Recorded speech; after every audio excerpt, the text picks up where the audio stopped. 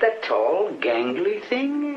Hello and welcome. Today I am joined by the lead set designer for TFT, Riot's very own Wittrock. Wittrock, thank you so much for joining me today. Glad to be here.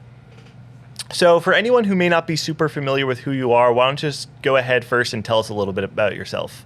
So yeah, I'm Wittrock, sometimes called Witty. I'm a set designer on TFT. I've led sets 1, 2, 3, 3.5, 5, and 5.5, so the majority of sets. I've also been on the team since the kind of beginning, the initial prototype and building the game, and I've done a lot of other random projects on TFT as well. So TFT's been my life for the last 2+ years. Yeah, I mean, like you said, you've been there since day one. And so let's kind of dig into that a little bit. Can you kind of talk about what it looked like from TFT to go from this concept to final execution to where we are now, and even talk a little bit about your growth on the team throughout that process? Yeah, so it was, early 2019. I was working on Summer's Rift at the time. I just finished the kind of preseason of 2019, was doing some follow-up balance work. And Riot was looking at Autochess. It had great player numbers for kind of the janky experience that it was. And we thought, hey, let's see if we can do that. This was kind of mentality. So we didn't know right away if we were going to go full steam ahead. But we got a team of folks on the league team in the league engine to try to build our own version of it with some innovations along the way. Did that in about 60 days. We gave ourselves a hey, here's a cutoff point. If we have something that we think is fun and on track, let's go forward with it. Otherwise, let's kill it. Turns out it was really fun, and we wanted to move forward with it. Then spent another about month and a half, 2 months, kind of building the final version, and that's when we launched in mid 2019. So it was a fast and furious experience to kind of get an entire new thing out into the world. Yeah, I mean, you guys, like you mentioned, like the auto chess genre was so new at the time. Really, no one really knew what they were doing. Can you kind of talk about like what are the successes and challenges that actually come out of really being the forerunner in a new space? Yeah, so it's been very fun and very challenging to kind of be the leader in a genre. It is one that we always planned for. We didn't just make TFT because we could make TFT. We believe that Riot and our team was well set up to make the best version of an auto battler, to deliver on content frequently, and to really push the boundaries of the genre. It's led to some bumpiness as well. Set 2 was not nearly as well received as set 1. We've even talked before publicly about like, hey, if set 3 didn't go well, we may have stopped doing sets entirely, and TFT would have been in trouble. But luckily, set 3, set 4, set 5, the game seems to have a very bright future. But it means we're constantly trying to figure out exactly where things need to go, whether it's should set mechanics work, what new types of experiences should be added, like hyperroll. How do we plan both for the next thing that's releasing, but things that might be releasing years from now, or do we even want to plan that far ahead? So it's a journey. Yeah, and you mentioned it. We have 5.5 right now. Dawn of Heroes just released. How do you feel like the reception of it has been so far? Yeah, I've been really excited by the reception. There was some initial hesitation. 4.5 Festival of Beasts was pretty large, especially when it came to champion and trait rotation. There was a bit more of a gap between the initial launch and that 4.5 release as well. We said, hey, let's go a little lighter on units and traits, go a little bigger on the mechanic, right? Completely getting rid of shadow items and doing both Radiant items and the Radiant Blessing. And I think people have, after playing a bit and not just looking at it on paper, have started to really get into it. I was just looking at, Soju's already at like 160 games or something like that, which seems physically impossible. So clearly something about it is fun, and I'm glad to see folks playing.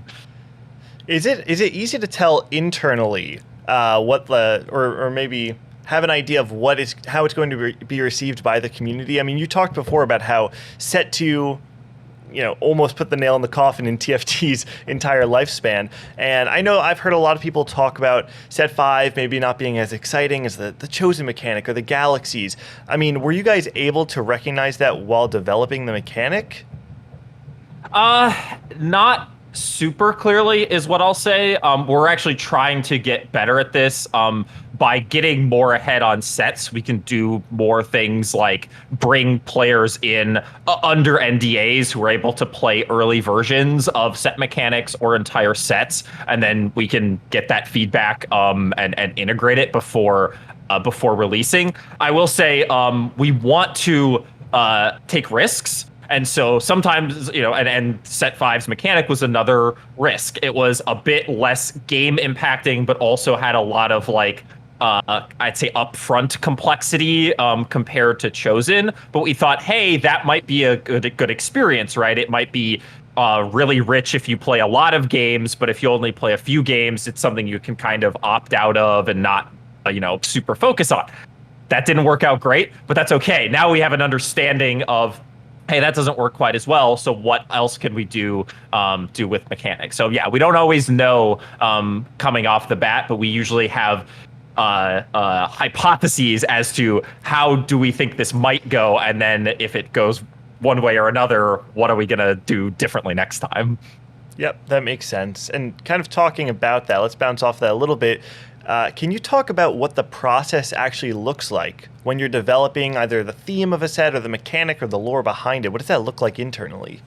Yeah, so kind of the initial theme, we're also going to do a few different versions of this. Obviously, both set 4 and set 5, there was something similar going on in the League of Legends side of things, right? With Spirit Blossom and kind of the Ruined King Viego arc. And so we said, hey, let's grab some pieces of this, but do the bigger version, which TFT needs to kind of expand on that. But we'll be looking to do things like Rise of the Elements or Galaxies in the future that are more, hey, how can we leverage the multiverse that the League skins and different things that have been developed in League, not like canon lore, but broader experiences has developed, and can we build TFT sets out of that?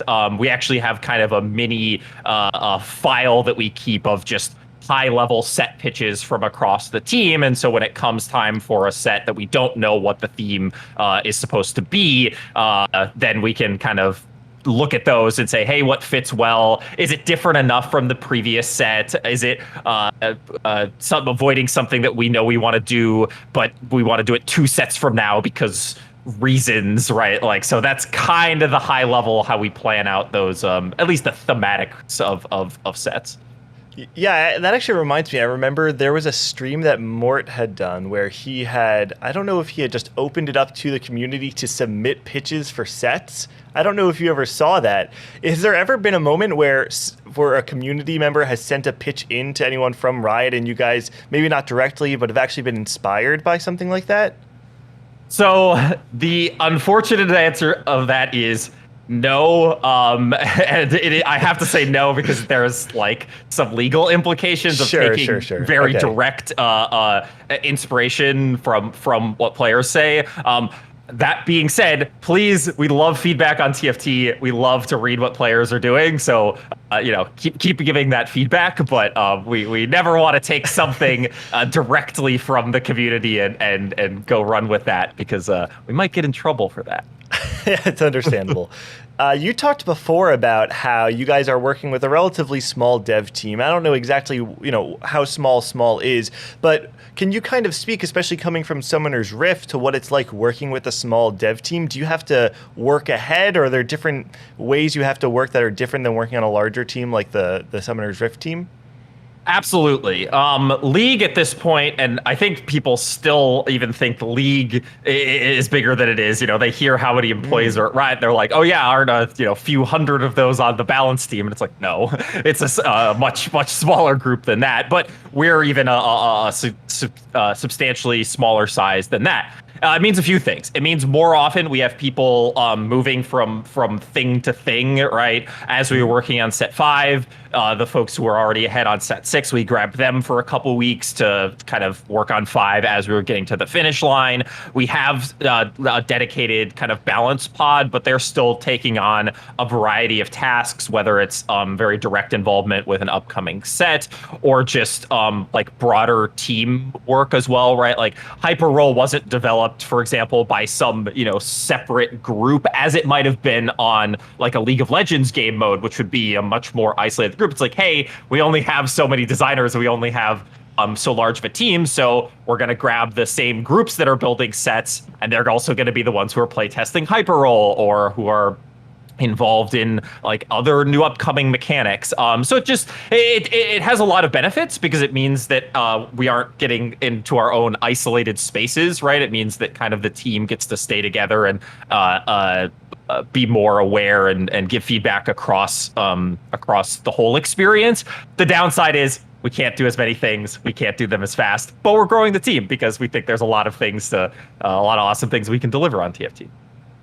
At the end of the day, it's incredible to hear about the TFT team needing more hands and always looking for more people to join it. That's awesome.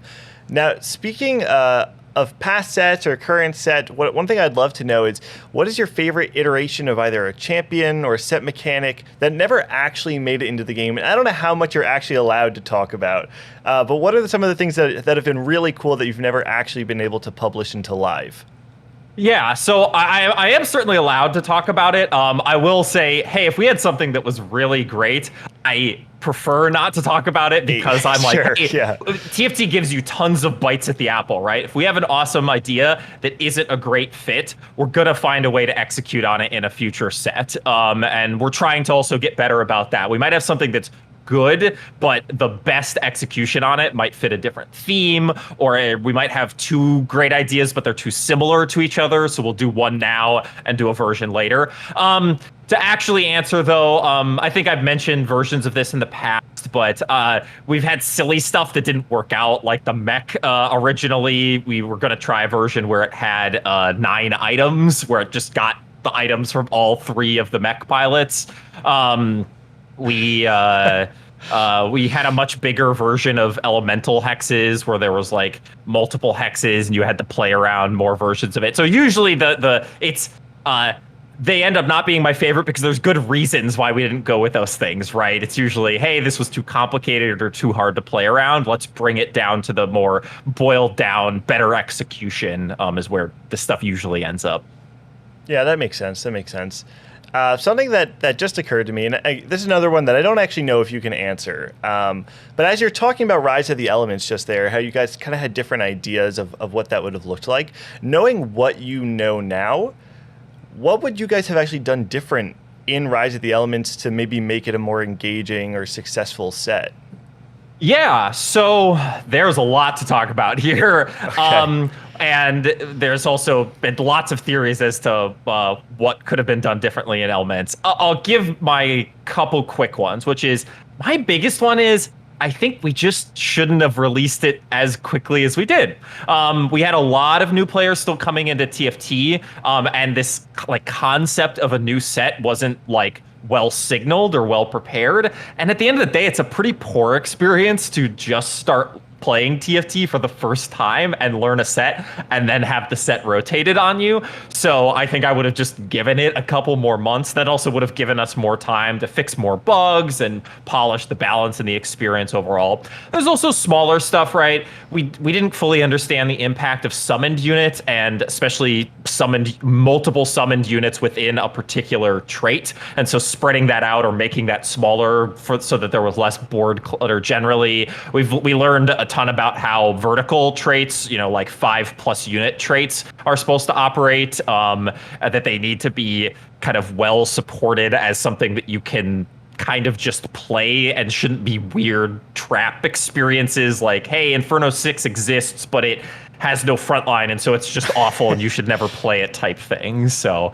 but for the most part, we've like, for the cost to player numbers in the short term that Rise of the Elements had, we just learned a ton from it. And I think it may have been directly the reason we were able to execute on Galaxies, because we had such clear signals as to what we needed to do differently to make a good TFT set. So. Yeah, and coming right out of that, we had the biggest change in TFT at the time, which was this crazy set mechanic of the rotating galaxies. Looking back, you guys have multiple sets of experience now. What do you think actually makes a good set mechanic? So there's one thing that continues to be pretty clear, which is players want more game-to-game variety than base TFT provides. And so the mechanic has been a great place to either make it so your game experiences are as different as possible one another, so you can play your 100th, 200th, 1000th game and have it not be exactly the same as a game you've played before, or give us, Galaxies leaned into this more, a pipeline of exciting new things that we can release every patch or every other patch, right? Like, hey, maybe you have experienced all the things that were in the initial launch, but here's some new pieces that you can do, and in a way that is separate from a mid-set expansion or just adding a champion or two.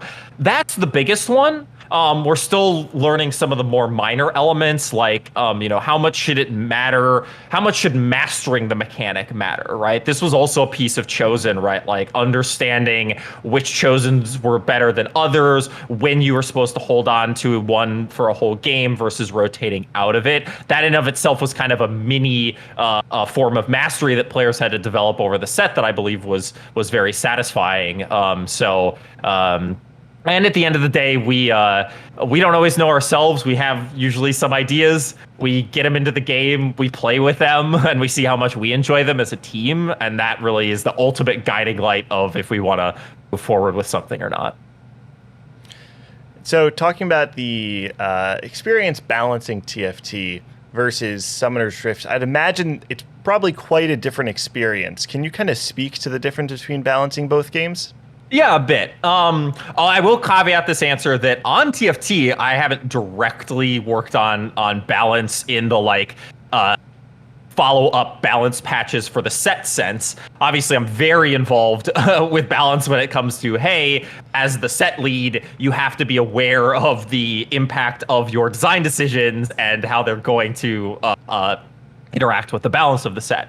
How it is different than SR is a few pieces. One, we have a big challenge, which is that every unit in TFT is in every single game. So it's not like, hey, this thing is a problem or is unpopular, but it's only one of the 150 plus champions that exist, and there's only 10 of those in a game at any given time. TFT has to have all those pieces in every game, and so a broken element can, you can't just ban it, or it's not just missing because it's not powerful, and so no one selects it. So that's probably the biggest difference. There's some other pieces as well. We don't have as strong of a thing that is, I think, easier for us is we do have, at the very end of the day, less content that we need to keep our eyeballs on. So we don't have this experience that is like, wow, there hasn't been a change to Ivern in the last 3 years as a fake made up example, right? But the dedicated Ivern mains of the world are hungry for content, right? We don't have mains of champions in the same way that I think makes things a tiny bit easier. And then back to the earlier point, we have less people dedicatedly working on the balance experience. Some of that is okay, I think, because of our content model being so different, right? It's not, for League of Legends, if you make a balance change to Graves, for example, hypothetically, that is going to be in the game forever until someone else changes Graves, right? For us, we have this deadline that is, hey, the set is going to rotate, and so you know that everything that you're doing has a kind of temporary effect to it. So I don't ever expect us to need quite as many dedicated resources towards balances as Summoner's Rift needs.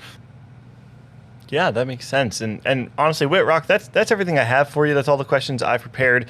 Thank you so much for coming on and chatting with me. Is there anything you wanted to shout out before we go? I mean, hopefully everyone's checking out 5.5 Dawn of Heroes if you haven't yet, especially if you got scared away by any of the hot takes on the internet about how it might feel or play. I always encourage people to play the game themselves, see if they enjoy it. But I'm just so grateful for, honestly, TFT has been the craziest journey of my life that continues to be a wild and fun ride. So I'm just happy that people are playing the game at the end of the day. So that's all I have. Awesome. Well, thank you again for coming on. And to everyone watching this interview, thank you guys for watching all the way through. For more TFT coverage and content, make sure you guys subscribe, and I'll see you next time.